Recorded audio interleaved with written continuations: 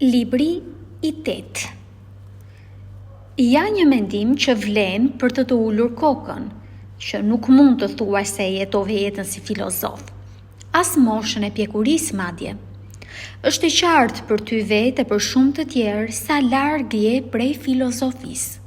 Tashmë, je i përlyer dhe nuk është e lehtë që të bësh emër si filozof. Këtë e pengon edhe pozita që ke. Pra, tani që e sheh si janë punët, mos u shqetëso se çfarë mendojnë të tjerët për ty dhe kënaqu nëse mund të jetosh vitet që të kanë mbetur, qofshin pak apo shumë, ashtu siç kërkon natyra jote. Reflekto për atë që kërkon natyra dhe mos u shpërqendro nga asgjë tjetër. Je endur aq shumë pa i gjetur dot lumturinë, që nuk gjendet në fakt as te silogjizmat, as te pasuria, as te fama, as te kënaqësia sensuale. Askund. Atëherë, ku? Duke bërë atë që kërkon natyra njerëzore. Si? Përmes parimeve që duhet i paraprin çdo impulsi dhe çdo veprimi. Çfarë parimesh? Ata që lidhen me të mirën dhe të keqen. Sipas tyre, asgjë s'është e mirë përveç asaj që të çon tek drejtësia, vetë kontrolli, kurajo dhe liria. Dhe asgjë s'është e keqe përveç asaj që bën në të kundërtën e kësaj. Për çdo veprim, pyet veten, çfarë nënkupton për mua? Mund të pendohem për të? Por së shpejti do të vdes dhe gjithçka do të fshihet. Prandaj e vetmja pyetje është kjo. Po veproj si një krijesë sociale dhe inteligjente dhe nën të njëjtin ligj me Zotin? Çfarë janë Aleksandri, Cezari dhe Pompei në krahasim me Diogjenin, Heraklitin dhe Sokratin? Këta të fundit i kishin sytë e hapur për natyrën e gjërave, lëndën e tyre dhe shkaqet. Arsyeja që i drejtonte ishte e tyrja. Ndërsa të tjerët, në ankth për aq shumë gjëra të skllavëruar, po aq ka të tjerat.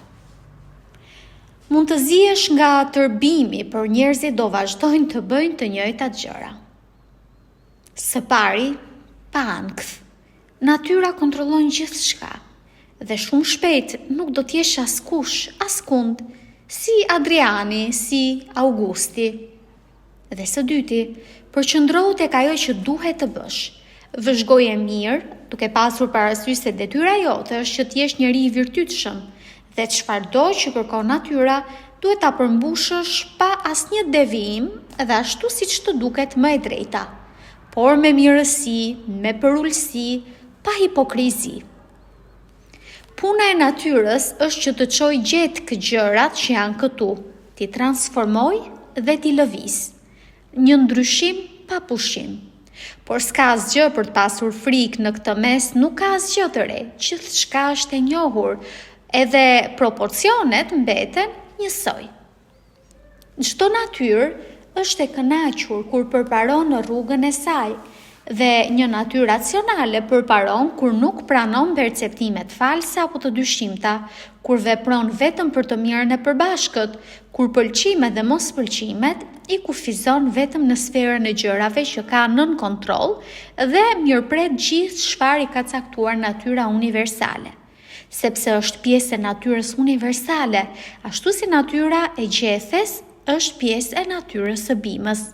Me një ndryshim ama, natyra e gjethes është pa ndërgjegje apo arsye dhe pa mbrojtur ndaj pengesave, kurse natyra njerëzore është pjesë e një natyre që nuk mund të pengohet dhe është inteligjente dhe e drejtë, përderisa ndan barabartë dhe proporcionalisht për gjithkënd dhe gjithçka, pjesën e kohës, substancës, shkakut, veprimit dhe shansit.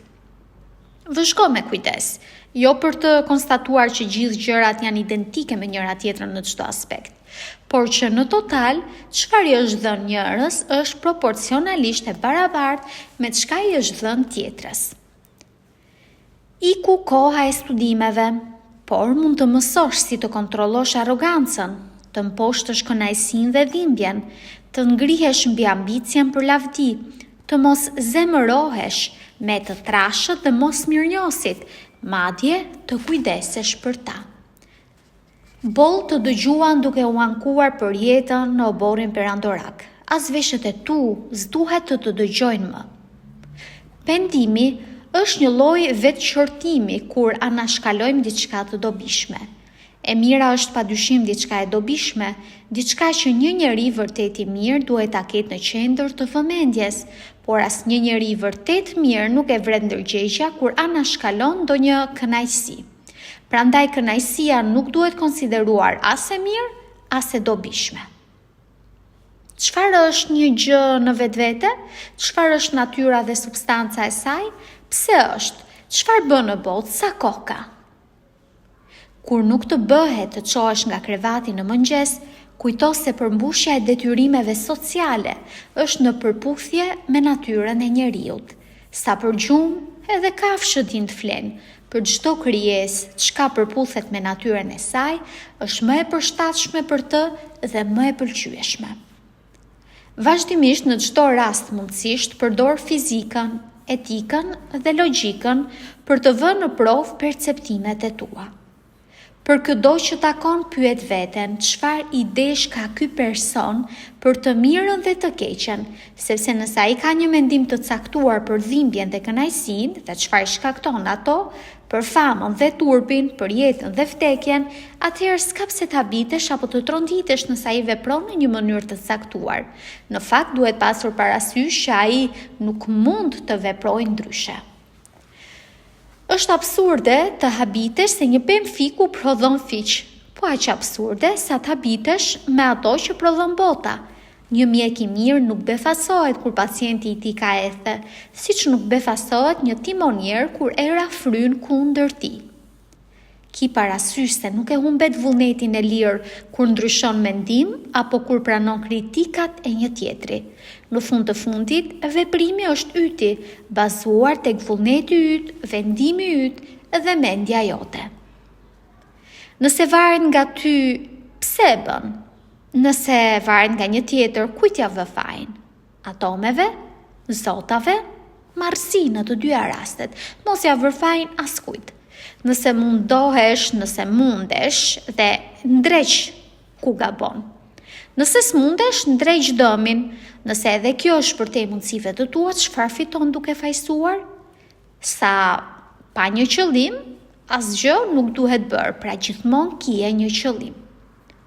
Çfarë vdes nuk zhduket, mbetet në univers, transformohet, shpërbëhet në përbërësit e vet që janë elementet e universit e të tuat, të cilët transformohen gjithashtu në heshtje.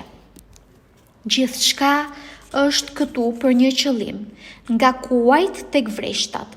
Çka për t'u habitur? Edhe dielli do të thoshte ekzistoj për një qëllim, po kështu edhe zotat e tjerë. Po ti, pse linde? Për të bërë qejf? Absurde. Natyra ka llogaritur për çdo gjë fundin, po aq sa fillimin e saj dhe kohën midis këtyre caqeve, si dikush që hedh topin lart, çfarë fiton topi duke u ngritur në ajër? Çfarë humbet kur bie në tokë? Çfarë fiton fluska kur fryhet? Çfarë humbet kur plas? E njëjta gjë vlen edhe për qiriun. Këqyre trupin mbare prap siç është, si bëhet kur plaket, kur sëmuret, kur vuan. Të gjithë vdesin shpejt, ata që lëvdojnë dhe ata që lëvdohen, ata që kujtojnë dhe ata që kujtohen. Dhe gjithë kjo në një cep të botës, ku jo të gjithë shkojnë mirë me njëri tjetrin, as me veten e vet madje. Dhe gjithë toka është vetëm një pikë në hapësirë. Përqëndrohu tek ideja, veprimi, kuptimi, këtë meriton, sepse në vend që t'jesh i mirë sot, pret të nesërmen. Çka bëj, e bëj për të mirën e njerëzimit. Çka më ndodh, e pranoj dhe ja atribuoj Zotit dhe burimit nga vjen gjithçka. Ashtu si banja, vaj, djerë, pislëk, lëtyr, gjithçka në verishme. E tillë është çdo pjesë e jetës, çdo objekt. Lucilla varrosi Verus, pastaj vdiq edhe ajo. Sekunda varrosi Maximus, pastaj erdhi radha dhe asaj, e kështu shumë të tjerë. Njësoj. Ku janë ata mendjendriturit krenar, mendjendritur si Xarax, Demetrios Platonisti, Eudemoni e të tjerë si ata? Krijesa jetë shkurtra, të vdekur prej kohësh. Disa as nuk kujtohen fare, disa u bën legjend, disa u shtukon edhe prej legjendës. Kështu që mos harro, edhe përbërësit e tu do të shpërhapen, jeta brenda teje do të shuhet, ose do transformohet, ose do të transferohet prej këtej dhe do të vendoset gjithkë. Njeriu gjen gëzim kur bën atë që i ka hije si qenie njerëzore. Çfarë i ka hije është që të tregoj mirësi ndaj të tjerëve, të përbus perceptimet shqisore, të dalloj të vërtetën nga i gënjeshtra dhe të reflektoj mbi natyrën universale dhe gjithë çfarë ndodh sipas vullnetit të saj. Ne kemi 3 marrëdhënie. E para me banesën fizike, pra me trupin, e dyta me burimin hynor, shkakun e gjithë gjërave, dhe e treta me njerëzit me të cilët jetojmë. Dhimbja ose prek trupin ose prek shpirtin, por shpirti ka fuqin për të mos pranuar që ta shohë si diçka të keqe, duke ruajtur kësaj qetësinë e tij, sepse çdo gjykim, impuls, dëshirë apo mos pëlqim që kemi vjen nga brenda nesh. Asgjë e keqe nuk mund të hyjë brenda nga jashtë. Për të fshirë perceptimet false, thuaj i vetes: varet nga unë që ta mbaj shpirtin e pastër nga likësia, nga epshi dhe gjithë pështjellimet. Duke i parë gjërat siç janë vërtet, duhet i përdor në fakt ato sipas vlerës së tyre. Mos e harro këtë aftësi që të ka dhënë natyra. Si në senat, ashtu edhe me këdo, fol me tonin e duhur dhe natyrshëm, zgjidh fjalët e duhura. Obori i Augustit, gruaja e tij e bija Nipa, thjeshtrit e motra, Agripa, të afërmit shërbëtorët, misht, Areius, Macenasi, mjekët e tij, priftërin, gjithë obori perandorak të vdekur. Mendo edhe për vdekjen e të tjerëve, jo vetëm të individëve, por shkuarjen e tërë familjeve, si ajo e Pompeit për shembull, dhe mbi shkrimi që shohim në varre, i fundit nga fisi i tij. Mendo për pjekjet e ankthshme të paraardhësve të tij për të lënë pas një trashëgimtar, por dikush duhet të ishte i fundit, sërish një derë tjetër që shuhet. Ndërtoje jetën tënde hap pas hapi dhe kënaqu nëse çdo hap arrin qëllimin për aq sa është e mundur. Askush nuk mund të të pengojë për këtë, por mund të ketë pengesa nga jashtë. Okej, asgjë nuk të pengon dot që të veprosh me drejtësi, vetë kontroll dhe kujdes. Ndoshta do të pengohem në drejtime të tjera. Por nëse e mirëpret pengesën dhe shfrytëzon çfarë ofrojnë rrethanat, patjetër që do të shfaqet një alternativë e cila vlen për jetën që po përpiqesh të ndërtosh hap pas hapi. Prano pa arrogancë, lëre pa kundërshtuar.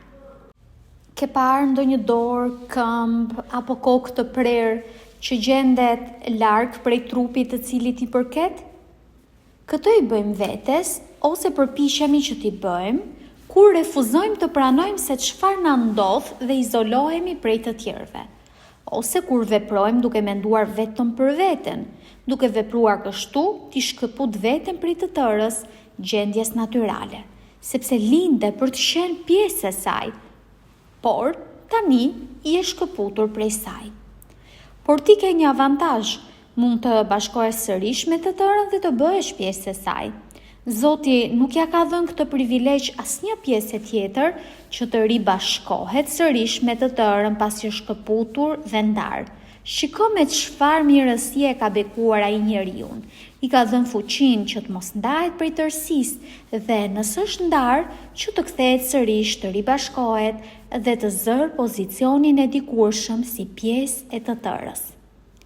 Natyra na ka dhënë aftësi të ndryshme, të pranishme tek të gjitha krijesat racionale.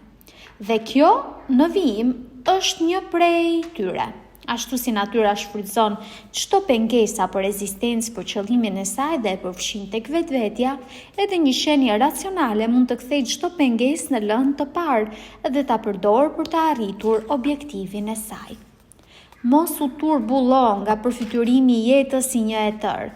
Mos mendo për të këqijat që mund të ndodhin, por para çdo vështirësie pyet veten: pse është kaq e pamundur? Pse është kaq e padurueshme? Pse atëherë nuk mund ta përballoj? Do të vinte turp nga përgjigja. Pastaj kujtohu që nuk të mundon as e shkuara dhe as e ardhmja, vetëm e tashmja. Por edhe ajo mund të minimizohet nëse e izolon. Dhe nëse mendja jote pretendon se nuk mund ta përballoj, qortoje. Mos vallë, Pantea apo Pergamos shkojnë ende tek varri i Verus, po Kabria apo Diotimos tek varri i Adrianit. Natyrisht që jo, edhe nëse po, do e dinin të vdekurit këtë? Dhe nëse do e dinin, do I kënaqte kjo? Dhe nëse do I kënaqte, do të jetoni përjetësisht ata që mbajnë zi për ta? Nuk do të kishin edhe ata fatin që të plakeshin dhe të vdisnin? Dhe çfarë do të bënin të vdekurit kur të vdisnin ata që mbanin zi për ta?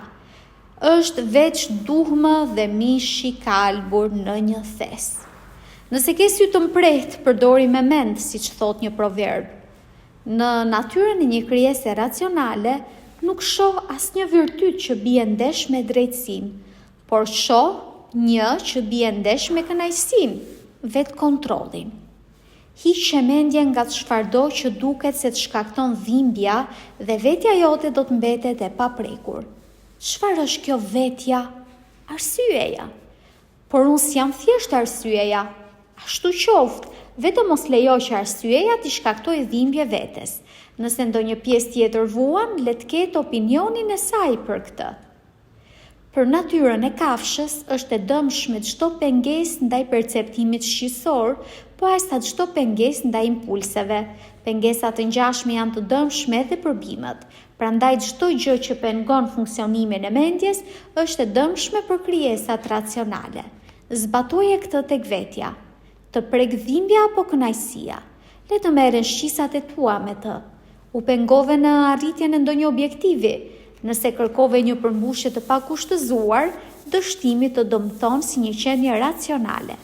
Por nëse e parashikon pengesën dhe pranon kufirin universal, as nuk dëmtohesh dhe as nuk pengohesh. Askush nuk mund të pengoj funksionin e mendjes, as zjarri, as qeliku, as tiranët, as abuzimi nuk mund ta prek. Përderisa është një sferë, në një qetësi të përkryer. Nuk kam të drejtë që t'i shkaktoj vetes dhimbje, përderisa me dashje nuk I kam shkaktuar dhimbje askujt. Njerëzit gjejnë kënaqësi në gjëra të ndryshme. Për mua është kënaqësi nëse ruaj thellësinë e mendjes, nëse I kthej kurrizin njerëzve apo çfarëdo që ju ndodh atyre, pranoj e mirëpres gjithçka që shoh dhe përdor, gjithçka sipas vlerës që ka. Bëj vetes një dhuratë, të tashmen. Ata që mëtojnë për famën pas vdekjes, harrojnë se njerëzit e të nesërmes do t'jenë po njësoj si të sotshmit, që ju duken aq të bezdisshëm dhe po aq vdekatar. Kështu që çfarëdo rëndësie ka atë nëse ata thonë apo mendojnë një gjë apo një tjetër për ty, çfarë a ka ndonjë rëndësi? Më ngri dhe më hidh ku të duash. Shpirti im do të mbetet plot hir kudo që të jetë dhe I kënaqur, për aq kohë sa ekzistenca dhe aktiviteti I tij përputhen me natyrën e tij. Mjafton kaq pak sa ndryshimi I vendit që shpirti im të vuaj, të degradohet, të lakmoj, të frenohet, të friksohet, e pamundur. Njerëzve nuk mund t'ju ndodh asgjë që nuk është e natyrshme për ta, siç nuk mund t'i ndodh qeve, vreshtit apo gurit asgjë që nuk është e natyrshme për qet, vreshtin apo gurin. Pra nëse nuk ndodh asgjë që është e pazakontë apo e panatyrshme, çfarë ka për t'u ankuar? Natyra nuk na detyron që të durojmë të padurueshmen. Problemi nuk qëndron tek gjërat e jashtme, por tek gjykimi yt për to, të cilin mund ta fshish në çast. Por nëse të mundon diçka që ka të bëjë me karakterin tënd, kush të pengon që ta korrigjosh? Po kështu, nëse shqetësohesh nga që nuk po bën diçka që mendon se duhet bërë, Pse nuk e bën në vend që të shqetësohesh? Por përpara kam një pengesë të pakapërcyeneshme, mund të thuash. Atëherë nuk e pse shqetësohesh, sepse shkaku i mosveprimit tënd nuk varet nga ty. Por nëse kjo mbetet pa bërë, jeta nuk vlen më. Atëherë largo nga jeta me ndërgjegje të qetë, njësoj si ai që e ka arritur qëllimin duke përqafuar edhe pengesat. Mos harro se kur tërhiqet në vetvete dhe gjen kënaqësi atje, mendja bëhet e pathyeshme, nuk bën asgjë kundër vullnetit të saj, edhe kur refuzimi i saj nuk bazohet tek arsyeja. Imagjino si është kur vendimi i saj bazohet tek arsyeja dhe reflektimi i kujdesshëm. Prandaj, mendja e lirë nga pasionet është një fortesë. Njeriu nuk mund të gjejë vend më të sigurt për t'u strehuar dhe për t'i shpëtuar rrezikut për gjithmonë. Kush nuk e sheh këtë është ignorant. Kush e sheh dhe nuk strehohet atje është mjeran. Mos i shto asgjë më shumë për shtypjeve të para. Të kanë thënë se dikush flet keq për ty, për shembull, kaq ama. Nuk të kanë thënë se personi të ka dëmtuar. Kam fëmijën sëmur, këtë mund ta shoh, por jo që jeta e tij është në rrezik. Prandaj përmbaju gjithmonë për shtypjeve të para, mos shto asgjë nga vetja, dhe asgjë nuk mund të ndodhë. Ose shto diçka si një njeri që njeh mirë gjithçka që ndodh në botë. Kastraveci është i hidhur, hidhe. Ka driza në rrugë, kalo anash. Kaq të mjafton, asgjë më shumë. S'ke pse të pyesësh pse ekzistojnë gjëra të tilla, sepse kushdo që e ka studiuar natyrën do të qesh me ty, siç do të qeshte zdrugtari apo këpucari nëse do të ankoheshe për tallashin në punishten e njërit apo copat e lëkurës në punishten e tjetrit. Natyrisht, ata kanë ku t'i hedhin mbeturinat, ndërsa natyra universale s'ka asgjë jashtë vetes, por mrekullia e mjeshtërisë së saj është se përballë një kufizimi të tillë shndërron në lëndën e saj gjithçka brenda vetes që duket e prishur, e vjetër dhe e pavlerë, dhe bën prej tyre gjëra të reja. Kështu që nuk i duhet material apo ndonjë burim i jashtëm ose ndonjë hapësirë për të hedhur mbetjet, i mjafton vetja për hapësirën, materialin dhe punën. Mos hi ngadalt në veprim, as i përshtjelluar në fjalë, as i vagullt në mendime. Mos e lër shpirtin të kurret plotësisht tek vetvetja dhe as të shkulmoj prej emocionit. Jepi vetes kohë për veten. Ata të vrasin, të bëjnë copash, të nëmin, si mund ta pengoj kjo mendjen tënde për të mbetur e kthjellët, e shëndosh, e përmbajtur dhe e drejtë? Nëse një njeri që ndron pranë një burimi me ujë të kulluar dhe fillon ta mallkojë, uji sërish do të vazhdojë të gurgullojë. Njeriu mund t'i hedh balt ose bajga, por burimi do shplaj veten dhe do të mbetet i kulluar. Atëherë si të kesh brenda vetes një burim të pashtershëm dhe jo thjesht një pellg me ujë të ndenjur, duke punuar për të fituar lirinë tënde, orë pas ore, me durim, ndershmëri dhe përullësi. Kush nuk e di çfarë është universi, nuk di se ku është. Kush nuk di pse në ekzistencës universit, nuk di kush është ai vetë dhe çfarë është universi. Kush nuk di asnjë nga këto, nuk di as pse ka lindur.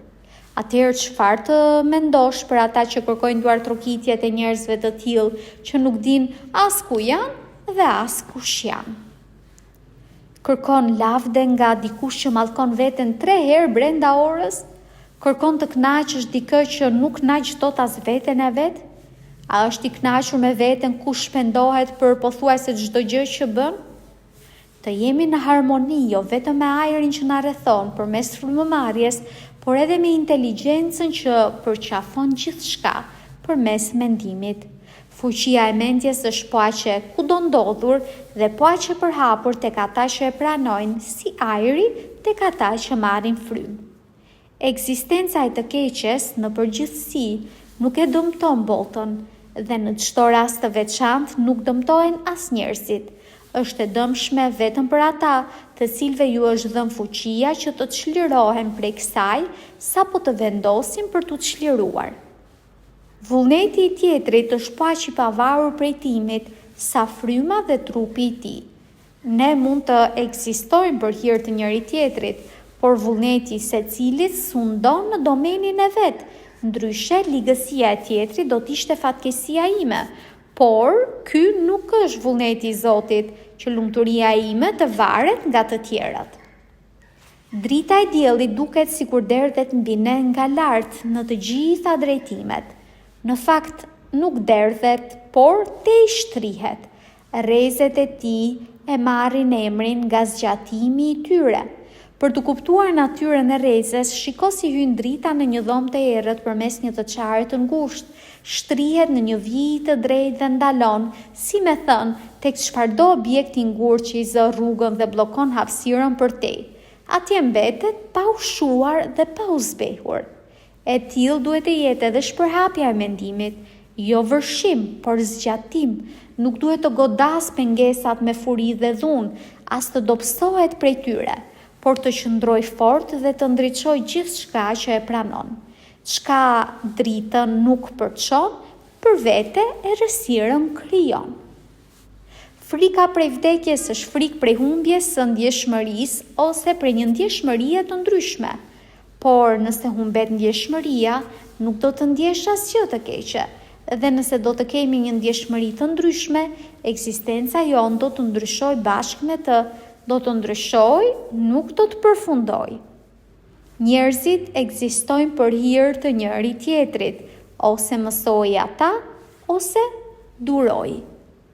Shigjeta lëviz në një drejtim, mendja në një tjetër, por edhe mendja kur përqendrohet dhe peshon konkluzionet, fluturon përpara drejt objektivit si shigjeta. Hyr në mendjen e të tjerëve dhe lëri të hynë tek mendja jote.